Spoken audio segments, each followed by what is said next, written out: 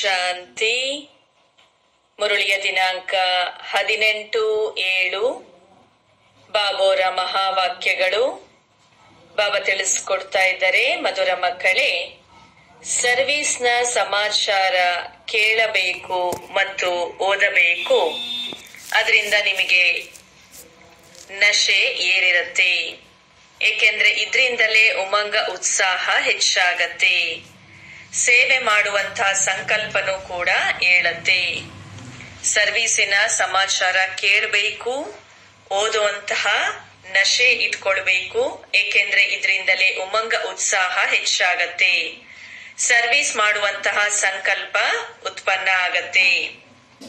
ಬಾಬಾ ಪ್ರಶ್ನೆ ಮಾಡ್ತಾರೆ, ಸಂಗಮಯುಗದಲ್ಲಿ ತಂದೆ ನಿಮಗೆ ಸುಖವನ್ನ ಕೊಡೋದಿಲ್ಲ, ಆದ್ರೆ ಸುಖದ ಮಾರ್ಗವನ್ನ ತಿಳಿಸ್ಕೊಡ್ತಾರೆ ಏಕೆ? ಸಂಗಮಯುಗದಲ್ಲಿ ತಂದೆ ನಿಮಗೆ ಸುಖವನ್ನ ಕೊಡೋದಿಲ್ಲ, ಆದ್ರೆ ಸುಖದ ಮಾರ್ಗವನ್ನ ತಿಳಿಸ್ಕೊಡ್ತಾರೆ ಏಕೆ? ಏಕೆ ಅಂತ ಹೇಳಿದ್ರೆ, ತಂದೆ ಎಲ್ಲ ಮಕ್ಕಳಿಗೆ ತಂದೆ ಆಗಿದ್ದಾರೆ. ಒಂದು ವೇಳೆ ಒಂದು ಮಕ್ಕಳಿಗೆ ಸುಖವನ್ನ ಕೊಟ್ಟರೆ ಅದು ಸರಿಯಾಗೋದಿಲ್ಲ. ಲೌಕಿಕ ತಂದೆಯಿಂದ ಮಕ್ಕಳಿಗೆ ಆಸ್ತಿಯಂತೂ ಸಿಕ್ಕೇ ಸಿಗತ್ತೆ. ಬೇಹದ್ದಿನ ತಂದೆಯ ಆಸ್ತಿಯಂತೂ ಹಂಚೋದಿಕ್ಕಾಗೋದಿಲ್ಲ. ಕೇವಲ ಸುಖದ ಮಾರ್ಗವನ್ನ ತಿಳಿಸ್ಕೊಡ್ತಾರೆ. ಆ ಒಂದು ಮಾರ್ಗದಂತೆ ನಡಿಬೇಕಾಗಿದೆ, ಪುರುಷಾರ್ಥ ಮಾಡಬೇಕು. ಆಗ ಶ್ರೇಷ್ಠ ಪದವಿ ಸಿಗತ್ತೆ. ಮಕ್ಕಳು ಪುರುಷಾರ್ಥ ಮಾಡಬೇಕು. ಎಲ್ಲನೂ ಕೂಡ ಪುರುಷಾರ್ಥದ ಮೇಲೆ ಅವಲಂಬಿತ ಆಗಿದೆ. ಓಂ ಶಾಂತಿ. ಮಕ್ಕಳು ತಿಳ್ಕೊಳ್ತೀರಿ, ತಂದೆ ಬಂದು ಮುರುಳಿಯನ್ನ ನೋಡಿಸ್ತಾ ಇದ್ದಾರೆ. ಮುರುಳಿಯಂತೂ ಎಲ್ಲರ ಹತ್ರ ಹೋಗತ್ತೆ. ಯಾರು ಮುರುಳಿಯನ್ನ ಓದಿ ಸರ್ವೀಸ್ ಅನ್ನ ಮಾಡ್ತಾರೆ, ಅದರ ಸಮಾಚಾರ ಮ್ಯಾಗಝಿನ್ ಅಲ್ಲಿ ಬರ್ತದೆ. ಈಗ ಯಾರೆಲ್ಲ ಮಕ್ಕಳು ಮ್ಯಾಗಝಿನ್ ಅನ್ನ ಓದ್ತೀರಿ, ಸೇವಾ ಕೇಂದ್ರದ ಸರ್ವೀಸಿನ ಸಮಾಚಾರ ಗೊತ್ತಾಗ್ತದೆ. ಇಂತಿಂತ ಕಡೆ ಈ ರೀತಿ ಸೇವೆ ನಡೀತಾ ಇದೆ ಅಂತ ಹೇಳಿ. ಯಾರು ಓದೋದೇ ಇಲ್ಲ, ಅವರು ಏನೂ ಸಮಾಚಾರ ಅವರಿಗೆ ಗೊತ್ತೇ ಆಗೋದಿಲ್ಲ, ಪುರುಷಾರ್ಥವನ್ನು ಅದಕ್ಕೆ ಮಾಡೋದಿಲ್ಲ. ಸೇವೆಯ ಸಮಾಚಾರವನ್ನ ಕೇಳಿ ಮನಸ್ಸಿನಲ್ಲಿ ಬರ್ತದೆ, ನಾವು ಕೂಡ ಈ ರೀತಿ ಸರ್ವೀಸ್ ಅನ್ನ ಮಾಡ್ಬೇಕು ಅಂತ ಹೇಳಿ. ಮ್ಯಾಗಝಿನ್ಗಳ ಮೂಲಕನೂ ಕೂಡ ಗೊತ್ತಾಗ್ತದೆ, ನಮ್ಮ ಸಹೋದರರು ಸಹೋದರಿಯರು ಯಾವ ರೀತಿಯ ಸರ್ವೀಸ್ ಅನ್ನ ಮಾಡ್ತಾ ಇದ್ದಾರೆ ಅಂತ ಹೇಳಿ ಮ್ಯಾಗಝಿನ್ಗಳ ಮೂಲಕನೂ ಗೊತ್ತಾಗತ್ತೆ. ಈಗ ನಾವು ಮಕ್ಕಳು ತಿಳ್ಕೊಳ್ತೇವೆ, ಎಷ್ಟು ಸೇವೆಯನ್ನ ಮಾಡ್ತೇವೆ ಅಷ್ಟು ಶ್ರೇಷ್ಠ ಪದವಿಯನ್ನ ಪಡ್ಕೊಳ್ತೇವೆ. ಆದ್ರಿಂದ ಮ್ಯಾಗಝಿನ್ ಅಲ್ಲೂ ಕೂಡ ಉತ್ಸಾಹ ಕೊಡಲಾಗ್ತದೆ ಸೇವೆಗೋಸ್ಕರ. ಇದು ಯಾವುದೇ ವೇಸ್ಟ್ ಅಂತೂ ಅಲ್ಲ. ವ್ಯರ್ಥ ಯಾವುದು ಅಂತ ಹೇಳಿದ್ರೆ, ಯಾರು ಸ್ವಯಂ ಏನೂ ಓದೋದೇ ಇಲ್ಲ ಅವರು ಹಾಗೆ ವೇಸ್ಟ್ ಅಂತ ಹೇಳಿ ತಿಳ್ಕೊಳ್ತಾರೆ. ಕೆಲವರು ಹೇಳ್ತಾರೆ, ನಮ್ಗೆ ಓದಕ್ಕೆ ಬರೋದಿಲ್ಲ ಅಂತ ಹೇಳಿ. ಅರೆ, ರಾಮಾಯಣ, ಭಾಗವತ, ಗೀತಾ ಮುಂತಾದವುಗಳನ್ನ ಕೇಳೋದಿಕ್ಕೆ ಹೋಗ್ತೀರಿ, ಹಾಗೆ ಸೇವಾ ಸಮಾಚಾರವನ್ನು ಅವಶ್ಯ ಕೇಳಬೇಕು. ಇಲ್ಲ ಅಂದ್ರೆ ಸೇವೆ ಮಾಡುವಂತ ಉತ್ಸಾಹ ಹೇಗೆ ಹೆಚ್ಚಾಗತ್ತೆ? ಇಂತಿಂತ ಜಾಗದಲ್ಲಿ ಈ ರೀತಿ ಸರ್ವೀಸ್ ನಡೀತಾ ಇದೆ. ನಶೆ ಇರಬೇಕು, ಅದನ್ನ ಚೆನ್ನಾಗಿ ಓದಬೇಕು, ಬೇರೆಯವ್ರಿಗೂ ತಿಳಿಸ್ಬೇಕು. ಬಹಳಷ್ಟು ಸೇವಾ ಕೇಂದ್ರದಲ್ಲಿ ಈ ರೀತಿ ಆಗತ್ತೆ. ಮ್ಯಾಗಝಿನ್ ಅನ್ನ ಓದೋದೇ ಇಲ್ಲ.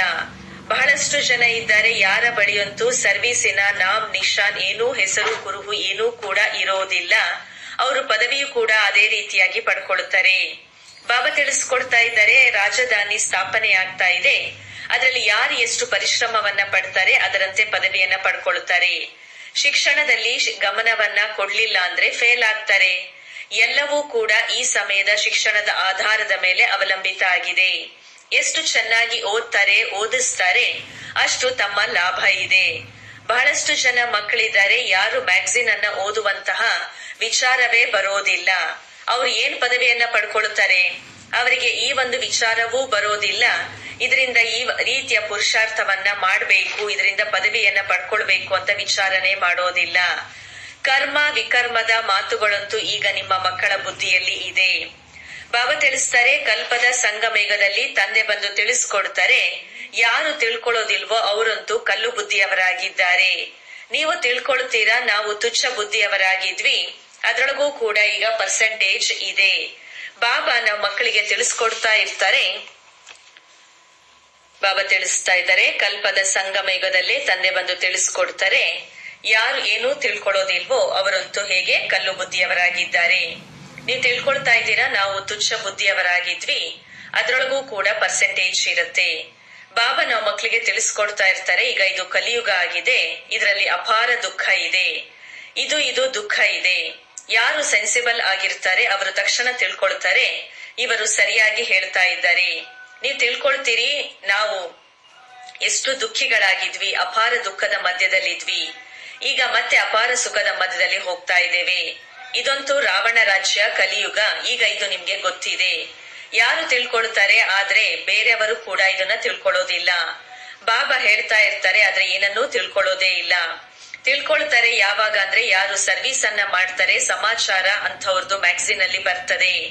ದಿನ ಪ್ರತಿದಿನ ಬಾಬಾ ನಮ್ಗೆ ಬಹಳ ಸಹಜ ಪಾಯಿಂಟ್ ಗಳನ್ನ ತಿಳಿಸ್ಕೊಡ್ತಾ ಇರ್ತಾರೆ. ಬಾಬಾ ಹೇಳ್ತಾರೆ, ಆ ಜನರು ತಿಳ್ಕೊಳ್ತಾರೆ ಕಲಿಯುಗ ಇನ್ನೂ ಚಿಕ್ಕ ಮಗು ಆಗಿದೆ. ಯಾವಾಗ ಸಂಗಮ ಅಂತ ತಿಳ್ಕೊಳ್ತಾರೆ ಆಗ ಅದನ್ನ ಹೋಲಿಸಿ ಹೇಳ್ಬೇಕು ಸತ್ಯುಗ ಮತ್ತು ಕಲಿಯುಗದಲ್ಲಿ ಅಪಾರ ದುಃಖ ಇದೆ, ಸತ್ಯುಗದಲ್ಲಿ ಅಪಾರ ಸುಖ ಇದೆ. ಅವರಿಗೆ ಹೇಳಿ, ಅಪಾರ ಸುಖ ನಾವು ಮಕ್ಕಳಿಗೆ ತಂದೆ ಕೊಡ್ತಾ ಇದ್ದಾರೆ, ಅದನ್ನ ನಾವು ಈಗ ವರ್ಣನೆ ಮಾಡ್ಬೇಕು. ಬೇರೆಯವರು ಯಾರಿಗೂ ಕೂಡ ಇದು ಗೊತ್ತೇ ಇರೋದಿಲ್ಲ. ಬಾಬಾ ಹೇಳುತ್ತಾರೆ, ನೀವು ಹೊಸ ಮಾತುಗಳನ್ನ ಕೇಳ್ತಾ ಇದ್ದೀರಿ. ಯಾರೇ ನಿಮಗೆ ಪ್ರಶ್ನೆಯನ್ನ ಮಾಡಿದ್ರೆ ಕೇಳಬಹುದು, ನೀವು ಸ್ವರ್ಗವಾಸಿಗಳು ಅಥವಾ ನರಕವಾಸಿಗಳು. ನೀವು ಮಕ್ಕಳಲ್ಲೂ ಕೂಡ ನಂಬರ್ ವಾರ್ ಇದ್ದೀರಿ. ಇಷ್ಟೊಂದು ಪಾಯಿಂಟ್ಸ್ ನೆನಪು ಇರೋದೇ ಇಲ್ಲ. ತಿಳಿದುಕೊಳ್ಳುವಂತಹ ಸಮಯ ದೇಹಾಭಿಮಾನದಲ್ಲಿ ಬಂದ್ಬಿಡ್ತೀರಿ. ಆತ್ಮನೇ ಈಗ ಕೇಳ್ತಾ ಇದೆ, ಧಾರಣೆ ಮಾಡಿಕೊಳ್ತಾ ಇದೆ. ಆದ್ರೆ ಒಳ್ಳೊಳ್ಳೆ ಮಹಾರಥಿಗಳು ಕೂಡ ಇದನ್ನ ಮರ್ತು ಬಿಡ್ತಾರೆ. ಬಾಬಾ ತಿಳಿಸ್ತಾರೆ, ದೇಹಾಭಿಮಾನದಲ್ಲಿ ಬಂದು ಮಾತನಾಡೋದಿಕ್ಕೆ ಶುರು ಮಾಡ್ತಾರೆ. ಇದರಿಂದ ಈ ರೀತಿ ಎಲ್ಲರದ್ದು ಆಗತ್ತೆ. ಬಾಬಾ ಅಂತೂ ಹೇಳ್ತಾರೆ, ಎಲ್ಲರೂ ಪುರುಷಾರ್ಥಿಗಳಾಗಿದ್ದಾರೆ. ಈ ರೀತಿ ಆತ್ಮ ಎಂದು ತಿಳಿದು ಮಾತನಾಡಬೇಕು. ಇಲ್ಲ ಅಂದ್ರೆ ತಂದೆ ಆತ್ಮ ಎಂದು ತಿಳಿದು ಹೇಗೆ ಜ್ಞಾನವನ್ನ ಕೊಡ್ತಾ ಇದ್ದಾರೆ. ಬಾಕಿ ಯಾರೆಲ್ಲ ಸಹೋದರರಿದ್ದಾರೆ ಅವರೆಲ್ಲ ಪುರುಷಾರ್ಥ ಮಾಡ್ತಾ ಇದ್ದಾರೆ. ಈ ರೀತಿ ಸ್ಥಿತಿಯನ್ನ ಈಗ ರೂಪಿಸ್ಕೊಳ್ಬೇಕಾಗಿದೆ. ನಾವು ಮಕ್ಕಳು ತಿಳ್ಕೊಳ್ಬೇಕಾಗಿದೆ, ಕಲಿಯುಗದಲ್ಲಿ ಅಪಾರ ದುಃಖ ಇದೆ, ಸತ್ಯುಗದಲ್ಲಿ ಅಪಾರ ಸುಖ ಇದೆ. ಈಗ ಸಂಗಮ ಯುಗ ನಡೀತಾ ಇದೆ. ತಂದೆ ಮಾರ್ಗವನ್ನ ತಿಳಿಸ್ಕೊಡ್ತಾರೆ. ಈ ರೀತಿ ಅಲ್ಲ, ತಂದೆ ಸುಖವನ್ನ ಕೊಡ್ತಾರೆ ಅಂತ ಅಲ್ಲ, ಸುಖದ ಮಾರ್ಗವನ್ನ ತಿಳಿಸ್ತಾರೆ. ರಾವಣ ದುಃಖವನ್ನ ಕೊಡೋದಿಲ್ಲ, ದುಃಖದ ಉಲ್ಟಾ ಮಾರ್ಗವನ್ನ ತಿಳಿಸ್ತಾರೆ. ತಂದೆಯಂತೂ ದುಃಖವನ್ನೂ ಕೊಡೋದಿಲ್ಲ, ಸುಖವನ್ನೂ ಕೊಡೋದಿಲ್ಲ, ಕೇವಲ ಸುಖದ ಮಾರ್ಗವನ್ನ ತಿಳಿಸ್ಕೊಡ್ತಾರೆ. ನಂತರ ಯಾರು ಎಷ್ಟು ಪುರುಷಾರ್ಥವನ್ನ ಮಾಡ್ತಾರೆ ಅಷ್ಟೇ ಸುಖ ಸಿಗತ್ತೆ. ಸುಖವನ್ನ ಕೊಡೋದಿಲ್ಲ. ತಂದೆಯ ಶ್ರೀಮತದಂತೆ ನಡೆಯೋದ್ರಿಂದ ಸುಖ ಸಿಗತ್ತೆ. ತಂದೆಯಂತೂ ಕೇವಲ ಮಾರ್ಗವನ್ನ ತಿಳಿಸ್ಕೊಡ್ತಾರೆ. ರಾವಣನಿಂದ ದುಃಖದ ಮಾರ್ಗ ಸಿಗತ್ತೆ. ಒಂದ್ ವೇಳೆ ತಂದೆ ಕೊಡ್ತಾರೆ, ನಂತರ ಎಲ್ಲರಿಗೂ ಒಂದೇ ರೀತಿಯಾಗಿ ಆಸ್ತಿ ಸಿಗ್ಬೇಕಾಗಿದೆ. ಹೇಗೆ ಲೌಕಿಕ ತಂದೆಯಿಂದ ಆಸ್ತಿ ಸಿಗತ್ತೆ, ಇಲ್ಲಿಯೂ ಕೂಡ ಯಾರೆಲ್ಲ ಹೇಗೆ ಪುರುಷಾರ್ಥವನ್ನ ಮಾಡ್ತಾರೆ, ತಂದೆ ಮಾರ್ಗವನ್ನ ಬಹಳ ಸಹಜವಾಗಿ ತಿಳಿಸ್ಕೊಡ್ತಾರೆ. ಈ ರೀತಿಯಾಗಿ ಮಾಡ್ಬೇಕು, ಇದರಿಂದ ಶ್ರೇಷ್ಠ ಪದವಿಯನ್ನ ಪಡ್ಕೊಳ್ತೀರಿ. ಮಕ್ಕಳು ಪುರುಷಾರ್ಥವನ್ನ ಮಾಡ್ಬೇಕು. ನಾವು ಎಲ್ಲದಕ್ಕಿಂತ ಜಾಸ್ತಿ ಪದವಿಯನ್ನ ಪಡ್ಕೊಳ್ಬೇಕು, ಚೆನ್ನಾಗಿ ಓದಬೇಕು. ಈ ರೀತಿಯಲ್ಲ, ಬಲೆ ನಾವು ಶ್ರೇಷ್ಠ ಪದವಿಯನ್ನ ಪಡ್ಕೊಳ್ಳಿ, ನಾನು ಕುಳಿತಿರ್ತೇನೆ, ಈ ರೀತಿಯಲ್ಲ. ಪುರುಷಾರ್ಥ ಮೊದಲು. ಡ್ರಾಮಾ ಅನುಸಾರ ಪುರುಷಾರ್ಥ ಅವಶ್ಯ ಮಾಡಬೇಕಾಗಿದೆ. ಬಾಬಾ ಹೇಳ್ತಾರೆ, ಕೆಲವರು ತೀವ್ರ ಪುರುಷಾರ್ಥವನ್ನ ಮಾಡ್ತಾರೆ, ಕೆಲವರು ಸಾಧಾರಣ ಪುರುಷಾರ್ಥ. ಎಲ್ಲವೂ ಪುರುಷಾರ್ಥದ ಮೇಲೆ ಅವಲಂಬಿತ ಆಗಿದೆ. ಬಾಬೋರು ಮಾರ್ಗವನ್ನ ತಿಳಿಸ್ಕೊಡ್ತಾರೆ, ನನ್ನೊಬ್ಬನನ್ನೇ ನೆನಪು ಮಾಡಿ. ಎಷ್ಟು ನೆನಪು ಮಾಡ್ತೀರಿ ಅಷ್ಟು ವಿಕರ್ಮಗಳು ವಿನಾಶ ಆಗತ್ತೆ. ಡ್ರಾಮಾ ಅಂತ ಕುಳಿತು ಬಿಡಬಾರದು. ಇದೆಲ್ಲನೂ ಕೂಡ ತಿಳಿದುಕೊಳ್ಳುವಂತ ಮಾತಾಗಿದೆ. ವರ್ಲ್ಡಿನ ಹಿಸ್ಟ್ರಿ, ಜಾಗ್ರಫಿ ರಿಪೀಟ್ ಆಗ್ತಾ ಇದೆ. ಅವಶ್ಯವಾಗಿ ಏನು ಪಾರ್ಟ್ ಅನ್ನ ಮಾಡಲಾಗಿತ್ತೋ ಅದೇ ಮತ್ತೆ ಈಗ ಪುನಃ ಪುನರಾವರ್ತನೆ ಆಗ್ತಾ ಇದೆ. ಎಲ್ಲ ಧರ್ಮ ಪುನಃ ತಮ್ಮ ಸಮಯಾನುಸಾರವಾಗಿ ತಮ್ಮ ತಮ್ಮ ಧರ್ಮ ಸ್ಥಾಪನೆಗಾಗಿ ಧರ್ಮ ಸಂಸ್ಥಾಪಕಾತ್ಮಗಳು ಕೆಳಗಡೆ ಬರ್ತಾರೆ. ತಿಳ್ಕೊಳ್ಬೇಕು. ಕ್ರಿಶ್ಚಿಯನ್ನರು ಈಗ 100 ಕೋಟಿ ಇರ್ಬೋದು, ನಂತರ ಇವರದ್ದು ಪಾರ್ಟ್ ಶುರುವಾಗತ್ತೆ. ಆತ್ಮದ್ದು ಎಂದೂ ವಿನಾಶ ಆಗೋದಿಲ್ಲ, ಅದರ ಪಾರ್ಟ್ ಕೂಡ ಎಂದೂ ವಿನಾಶ ಆಗೋದಿಲ್ಲ. ಇದೆಲ್ಲನೂ ಕೂಡ ತಿಳಿದುಕೊಳ್ಳುವಂತ ಮಾತಾಗಿದೆ. ಯಾರು ತಿಳ್ಕೊಳ್ತಾರೋ ಅವರೇ ಬೇರೆಯವರಿಗೂ ತಿಳಿಸ್ಕೊಡೋದಿಕ್ಕೆ ಸಾಧ್ಯ. ಧನ ಎಷ್ಟು ಕೊಡ್ತಾ ಹೋಗ್ತಿರೋ ಅಷ್ಟು ನಿಮ್ಮ ಸಂಪತ್ತು ಜಾಸ್ತಿ ಆಗತ್ತೆ, ಕಡಿಮೆ ಆಗೋದಿಲ್ಲ.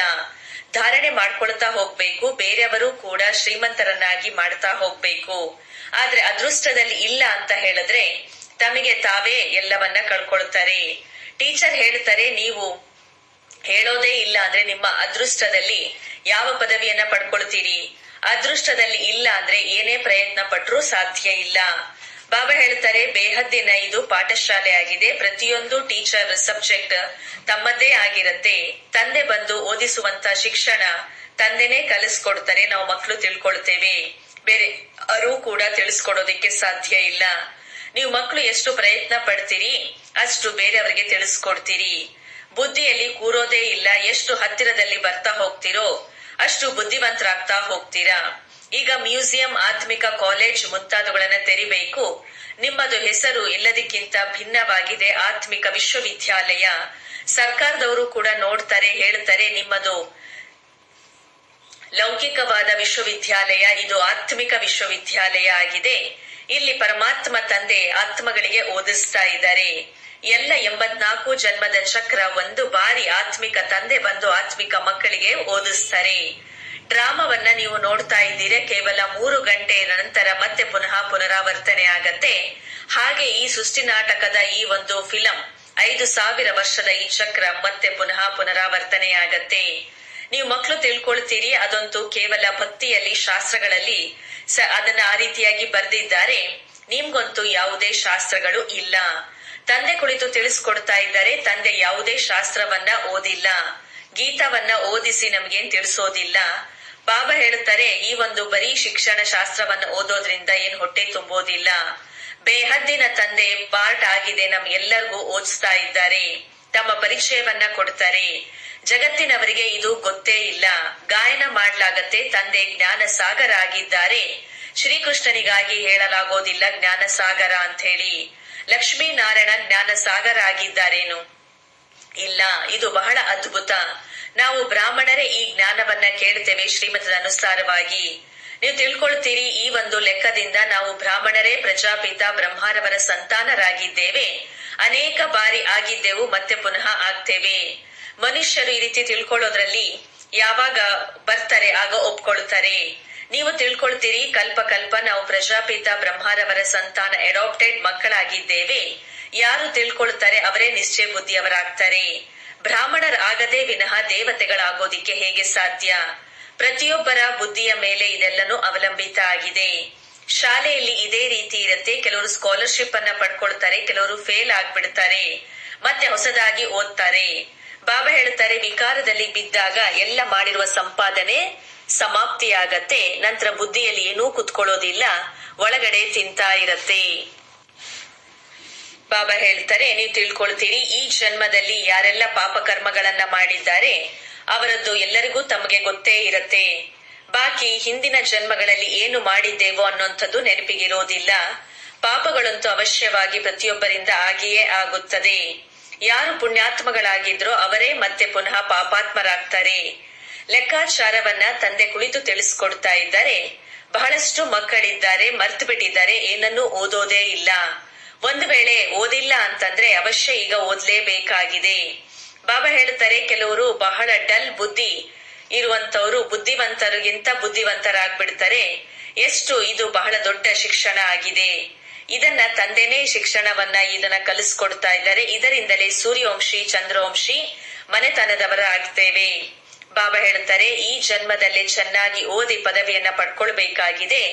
ನೀವು ತಿಳ್ಕೊಳ್ತೀರಿ, ಈ ಶಿಕ್ಷಣದ ಒಂದು ಪದವಿ ಪುನಃ ನಮ್ಗೆ ಹೊಸ ಜಗತ್ತಿನಲ್ಲಿ ಸಿಗುತ್ತದೆ. ಅದು ಯಾವುದೂ ದೂರ ಇಲ್ಲ. ಹೇಗೆ ಬಟ್ಟೆಯನ್ನ ಬದಲಾವಣೆ ಮಾಡಲಾಗುತ್ತದೆ ಅದೇ ರೀತಿ ಹಳೆಯ ಜಗತ್ತನ್ನ ಬಿಟ್ಟು ಹೋಗ್ಬೇಕಾಗಿದೆ. ಹೊಸ ಜಗತ್ತಿನಲ್ಲಿ ವಿನಾಶನೂ ಅವಶ್ಯವಾಗಿ ಆಗತ್ತೆ. ಈಗ ನೀವು ಹೊಸ ಜಗತ್ತಿಗೋಸ್ಕರ ತಯಾರಿ ಮಾಡ್ಕೊಳ್ತಾ ಇದ್ದೀರಾ. ಇದು ಹಳೆಯದನ್ನೆಲ್ಲ ಈಗ ಬಿಡಬೇಕಾಗಿದೆ. ನಂಬರ್ 1 ರಾಜಧಾನಿ ಸ್ಥಾಪನೆ ಆಗ್ತಾ ಇದೆ. ಯಾರು ಚೆನ್ನಾಗಿ ಓದುತ್ತಾರೆ ಅವರೇ ಮೊದಲನೆಯದಲ್ಲಿ ಸ್ವರ್ಗದಲ್ಲಿ ಬರ್ತಾರೆ. ಬಾಕಿ ಉಳಿದಂತ ಎಲ್ಲ ಆತ್ಮಗಳು ಹಿಂದೆ ಬರ್ತಾರೆ. ಸ್ವರ್ಗದಲ್ಲಿ ಅಂತೂ ಎಲ್ಲರೂ ಬರೋದಿಲ್ಲ. ಸ್ವರ್ಗದಲ್ಲಿ ಯಾರೆಲ್ಲ ದಾಸದಾಸಿಯರಾಗ್ತಾರೆ ಅವರೂ ಕೂಡ ಬಾಬನ ಹೃದಯವನ್ನ ಏರಿರುವಂತವರಾಗಿರ್ತಾರೆ. ಈ ರೀತಿಯೆಲ್ಲ ಎಲ್ಲರೂ ಬರ್ತಾರೆ ಅಂತ ಅಲ್ಲ. ಈಗ ಆತ್ಮಿಕ ಕಾಲೇಜ್ ಮುಂತಾದವುಗಳು ಓಪನ್ ಆಗ್ತಾ ಇದೆ. ಎಲ್ಲರೂ ಬಂದು ಪುರುಷಾರ್ಥವನ್ನ ಮಾಡ್ತಾ ಇದ್ದಾರೆ. ಯಾರು ಚೆನ್ನಾಗಿ ಓದ್ತಾರೆ ಶ್ರೇಷ್ಠ ಪದವಿಯನ್ನ ಪಡ್ಕೊಳ್ತಾರೆ. ಡಲ್ ಬುದ್ಧಿ ಇರುವಂತವರು ಕಡಿಮೆ ಪದವಿಯನ್ನ ಪಡ್ಕೊಳ್ತಾರೆ. ಮುಂದೆ ಹೋದಂತೆ ಡಲ್ ಬುದ್ಧಿಯವರು ಕೂಡ ಒಳ್ಳೆಯ ಪುರುಷಾರ್ಥವನ್ನ ಮಾಡೋದಿಕ್ಕೆ ಶುರು ಮಾಡ್ತಾರೆ. ಕೆಲವರು ತಿಳ್ಕೊಳ್ತಾರೆ ಬುದ್ಧಿ, ಕೆಲವು ಒಳ್ಳೆಯ ಮಕ್ಕಳು ಬುದ್ಧಿವಂತರೂ ಕೂಡ ಕೆಳಮಟ್ಟಕ್ಕೆ ಹೋಗ್ಬಿಡ್ತಾರೆ. ಪುರುಷಾರ್ಥದಿಂದ ಗೊತ್ತಾಗ್ತಾ ಹೋಗತ್ತೆ. ಇದೆಲ್ಲವೂ ಕೂಡ ಈ ರೀತಿ ಡ್ರಾಮಾ ನಡೀತಾ ಇದೆ. ಆತ್ಮ ಶರೀರವನ್ನ ಧಾರಣೆ ಮಾಡ್ಕೊಂಡು ಇಲ್ಲಿ ಪಾರ್ಟ್ ಅನ್ನ ಮಾಡ್ತಾ ಇದೆ. ನಂತರ ಹೊಸ ಶರೀರ ಧರಿಸಿ ಹೊಸ ಪಾರ್ಟ್ ಅನ್ನ ಮಾಡತ್ತೆ. ಯಾವಾಗ ಏನು ಯಾವುದು ಆಗುತ್ತದೆ, ಸಂಸ್ಕಾರ ಆತ್ಮದಲ್ಲಿ ತುಂಬಲ್ಪಡುತ್ತದೆ. ಬಾಬಾ ಹೇಳುತ್ತಾರೆ, ಜ್ಞಾನ ಹೊರಗಿನಲ್ಲಿ ಯಾರಿಗೂ ಕೂಡ ಯಾರ ಬಳಿಯೂ ಈ ಜ್ಞಾನ ಇಲ್ಲ. ತಂದೆ ಯಾವಾಗ ಬಂದು ಓದಿಸ್ತಾರೆ ಆಗ್ಲೇ ಜ್ಞಾನ ಸಿಗತ್ತೆ. ಟೀಚರ್ ಇಲ್ಲ ಅಂದ್ರೆ ಜ್ಞಾನ ಹೇಗೆ ಸಿಗತ್ತೆ? ಅವರಂತೂ ಭಕ್ತರಾಗಿದ್ದಾರೆ. ಭಕ್ತಿಯಲ್ಲಿ ಅಪಾರ ದುಃಖ ಇದೆ. ಮೀರಾಳನ್ನು ಕೂಡ ಬಲೆ ಸಾಕ್ಷಾತ್ಕಾರ ಆಯ್ತು, ಆದ್ರೆ ಸುಖ ಅಂತೂ ಅವಳಿಗೆ ಸಿಗಲಿಲ್ಲ. ಹಾಗಿದ್ರೆ ಅವಳಿಗೆ ಕಾಯಿಲೆ ಏನು ಬರ್ಲಿಲ್ವಾ? ಅಲ್ಲಿ ಅಂತೂ ಯಾವುದೇ ಪ್ರಕಾರದ ದುಃಖದ ಮಾತಂತೂ ಇರೋದಿಲ್ಲ. ಇಲ್ಲಿ ಅಪಾರ ದುಃಖ ಇದೆ, ಅಲ್ಲಿ ಅಂತೂ ಸತ್ಯುಗದಲ್ಲಿ ಅಪಾರ ಸುಖ ಇದೆ. ಇಲ್ಲಿ ಎಲ್ಲರೂ ದುಃಖಿಗಳಾಗಿದ್ದಾರೆ, ರಾಜರಿಗೂ ಕೂಡ ದುಃಖ ಇದೆ ಅಲ್ವಾ? ಹೆಸರೇ ಆಗಿದೆ ದುಃಖಧಾಮ, ಅಲ್ಲಿ ಅಂತೂ ಸುಖಧಾಮ. ಸಂಪೂರ್ಣ ದುಃಖ ಮತ್ತು ಸಂಪೂರ್ಣ ಸುಖ ಇದು ಸಂಗಮ ಯುಗ ಆಗಿದೆ.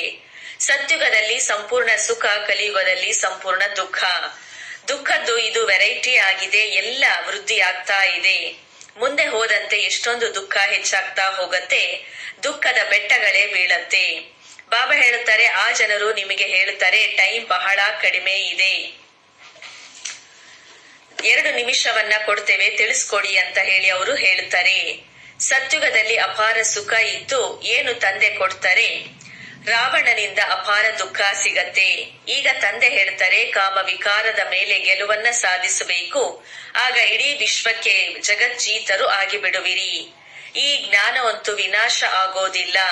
ಸ್ವಲ್ಪ ಕೇಳಿದರೂ ಕೂಡ ಸ್ವರ್ಗದಲ್ಲಿ ಬರ್ತೀರಿ. ಪ್ರಜೆಗಳಂತೂ ಬಹಳಷ್ಟು ತಯಾರಾಗ್ತಾ ಇದ್ದಾರೆ.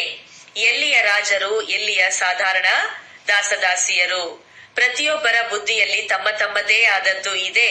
ಯಾರು ಚೆನ್ನಾಗಿ ತಿಳ್ಕೊಂಡು ಬೇರೆಯವರಿಗೆ ತಿಳಿಸ್ಕೊಡ್ತಾರೆ ಅವರೇ ಒಳ್ಳೆಯ ಪದವಿಯನ್ನ ಪಡ್ಕೊಳ್ತಾರೆ. ಇದು ಸ್ಕೂಲ್ ಕೂಡ ಮೋಸ್ಟ್ ಅನ್ಕಾಮನ್ ಆಗಿದೆ. ತಂದೆ ಬಂದು ಓದಿಸ್ತಾ ಇದ್ದಾರೆ. ಶ್ರೀಕೃಷ್ಣ ನಂತರ ದೈವಿ ಗುಣವುಳ್ಳಂತ ದೇವತೆ ಆಗಿದ್ದಾರೆ. ತಂದೆ ಹೇಳ್ತಾರೆ, ನಾನು ದೈವಿ ಗುಣ ಮತ್ತು ಅಸುರಿ ಗುಣಗಳಿಗಿಂತಲೂ ನಾನು ಭಿನ್ನನಾಗಿದ್ದೇನೆ. ನಾನು ನಿಮ್ಮ ತಂದೆ ಬರ್ತೇನೆ ಓದಿಸೋದಿಕ್ಕೋಸ್ಕರ. ಆತ್ಮಿಕ ಜ್ಞಾನ ಸುಪ್ರೀಂ ಆತ್ಮಗಳೇ ತಂದೆ ಬಂದು ಕೊಡ್ತಾ ಇದ್ದಾರೆ. ಗೀತೆಯ ಜ್ಞಾನವನ್ನ ಯಾವುದೇ ದೇಹದಾರಿ ಮನುಷ್ಯರು ಅಥವಾ ದೇವತೆಗಳು ಕೊಡೋದಿಕ್ಕೆ ಸಾಧ್ಯ ಇಲ್ಲ. ವಿಷ್ಣು ದೇವತಾಯ ನಮಃ ಅಂತ ಹೇಳ್ತಾರೆ. ಕೃಷ್ಣ ಯಾರಾಗಿದ್ದಾರೆ? ದೇವತೆಗಳು ಕೃಷ್ಣರೇ ವಿಷ್ಣು ಆಗಿದ್ದಾರೆ. ಇದು ಯಾರಿಗೂ ಕೂಡ ಗೊತ್ತಿಲ್ಲ. ದೇವತಾ ಕೃಷ್ಣನೇ ವಿಷ್ಣು ಆಗಿದ್ದಾನೆ ಎಂಬುದು ಯಾರಿಗೂ ಕೂಡ ಗೊತ್ತಿಲ್ಲ. ನಿಮ್ಮಲ್ಲಿಯೂ ಕೂಡ ನೀವು ಮರೆತು ಬಿಟ್ಟಿದ್ದೀರಿ. ಸ್ವಯಂ ಪೂರ್ಣ ತಿಳಿದುಕೊಳ್ಳದೇ ಇರೋದ್ರಿಂದ ಬೇರೆಯವರಿಗೆ ಹೇಗೆ ತಿಳಿಸ್ಕೊಡ್ತೀರಿ? ಸರ್ವಿಸ್ ಮಾಡಿ ಪ್ರೂಫ್ ಅನ್ನ ಮಾಡಿ ತೋರಿಸ್ಬೇಕು, ಆಗ ತಿಳ್ಕೊಳ್ಳಾಗ್ತದೆ ಸರ್ವಿಸ್ ಮಾಡಿದ್ದಾರೆ. ಅದರಿಂದ ಬಾಬಾ ಹೇಳ್ತಾರೆ, ಬಹಳ ಉದ್ದಾಗಲ ಸಮಾಚಾರ ಬರಿಬೇಡಿ. ಅವರು ಬಂದ್ರು, ಈ ರೀತಿ ಹೇಳಿದ್ವಿ ಅಂತ ಹೇಳಿ ಇವುಗಳೆಲ್ಲ ಬಹಳ ಡೀಟೇಲ್ ಆಗಿ ಬರೆಯೋ ಅವಶ್ಯಕತೆ ಇಲ್ಲ. ಬಹಳ ಶಾರ್ಟ್ ಆಗಿ ಬರಿಬೇಕು. ಯಾರು ಬರ್ತಾರೆ, ಏನು ಯಾರ ಬುದ್ಧಿಯಲ್ಲಿ ಕುತ್ಕೊಳ್ಳತ್ತೆ ತಿಳ್ಕೊಳ್ಬೇಕು. ಸರ್ವಿಸ್ ಮಾಡೋದ್ರೊಳಗೆ ಅವರು ತೊಡಗಿ ಬಿಡಬೇಕು, ಆಗ ಸಮಾಚಾರವನ್ನ ಬರಿಬೇಕು. ಕೆಲವರು ತಮ್ಮ ಶೋ ಬಹಳಷ್ಟು ಮಾಡ್ತಾರೆ. ಬಾಬಾರು ಪ್ರತಿಯೊಂದು ಮಾತಿನ ಫಲಿತಾಂಶವನ್ನ ನೋಡ್ತಾರೆ. ಈ ರೀತಿ ಬಹಳಷ್ಟು ಜನ ಬರ್ತಾರೆ ಬಾಬನ ಹತ್ರ, ನಂತರ ಬಂದು ಹೊರಟು ಹೋಗ್ಬಿಡ್ತಾರೆ. ಅವರಿಂದ ಏನ್ ಪ್ರಯೋಜನ? ಅವರಿಗೆ ಬಾಬಾ ಏನ್ ತಾನೇ ಮಾಡ್ತಾರೆ? ಅವರು ಏನೂ ಲಾಭ ಇಲ್ಲ, ನಿಮಗೂ ಲಾಭ ಇಲ್ಲ. ನಿಮ್ಮ ಮಿಷನ್ ಕೂಡ ವೃದ್ಧಿಯಂತೂ ಆಗೋದಿಲ್ಲ. ಒಳ್ಳೆಯದು. मीठे मीठे सिखिलते बच्चों प्रति माता पिता बाप दादा का याद प्यार और गुड मॉर्निंग। रूहानी बाप की रूहानी बच्चों को नमस्ते। ಆತ್ಮಿಕ ತಂದೆಗೆ ಆತ್ಮಿಕ ಮಕ್ಕಳ ನೆನಪು, ಪ್ರೀತಿ ಹಾಗೂ ನಮಸ್ತೆ ನಮಸ್ತೆ ನಮಸ್ತೆ. ಧಾರಣೆಗೋಸ್ಕರ ಮುಖ್ಯ ಸಾರದಲ್ಲಿ ಯಾವುದೇ ಮಾತಿನಲ್ಲಿ ಬೇಪರವಾಹ ಆಗಬಾರದು. ಸ್ವಯಂನಲ್ಲಿ ಜ್ಞಾನವನ್ನ ಧಾರಣೆ ಮಾಡಿಕೊಂಡು ದಾನ ಮಾಡಬೇಕು. ಬೇರೆಯವರ ಅದೃಷ್ಟವನ್ನ ರೂಪಿಸಬೇಕು. ಯಾವುದೇ ಮಾತಿನಲ್ಲಿ ತಮ್ಮ ಸಮಯವನ್ನ ಅನ್ಯ ಮಾತುಗಳಲ್ಲಿ ಸಮಯವನ್ನ ವ್ಯರ್ಥ ಮಾಡಿಕೊಳ್ಬಾರದು. ಸ್ವಯಂ ಆತ್ಮ ಎಂದು ತಿಳಿದು ಆತ್ಮದ ಜೊತೆಗೆ ಮಾತನಾಡಬೇಕು. ಸ್ವಲ್ಪನೂ ಕೂಡ ದೇಹಾಭಿಮಾನದಲ್ಲಿ ಬರಬಾರದು. ತಂದೆ ಏನು ಅಪಾರ ಸುಖ ನಮ್ಗೆ ಸಿಗತ್ತೆ ಅದನ್ನ ಬೇರೆಯವ್ರಿಗೂ ಕೂಡ ಹಂಚಬೇಕು. ವರದಾನ: ಮನಸ್ಸು ಮತ್ತು ಬುದ್ಧಿ ಎರಡರ ಬ್ಯಾಲೆನ್ಸಿನಿಂದ ಸೇವೆ ಮಾಡುವಂತಹ ಸದಾ ಸಫಲತಾ ಮೂರ್ತಿಗಳು ಆಗಿರಿ. ಕೆಲವು ಬಾರಿ ಮಕ್ಕಳು ಸೇವೆಯಲ್ಲಿ ಕೇವಲ ಬುದ್ಧಿಯನ್ನು ಉಪಯೋಗ ಮಾಡ್ತಾರೆ, ಆದ್ರೆ ಮನಸ್ಸು ಮತ್ತು ಬುದ್ಧಿ ಎರಡರನ್ನ ಸೇರಿಸಿ ಸೇವೆ ಮಾಡಿದಾಗ ಸೇವೆಯಲ್ಲಿ ಸಫಲತಾ ಮೂರ್ತಿಗಳು ಆಗಿಬಿಡುವಿರಿ.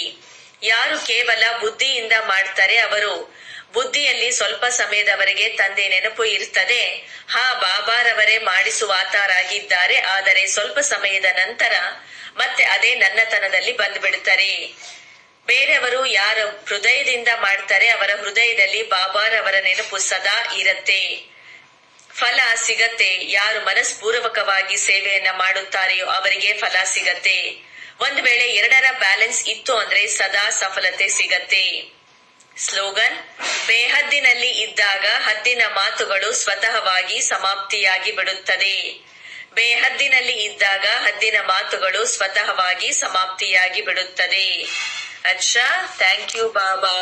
ಓಂ ಶಾಂತಿ.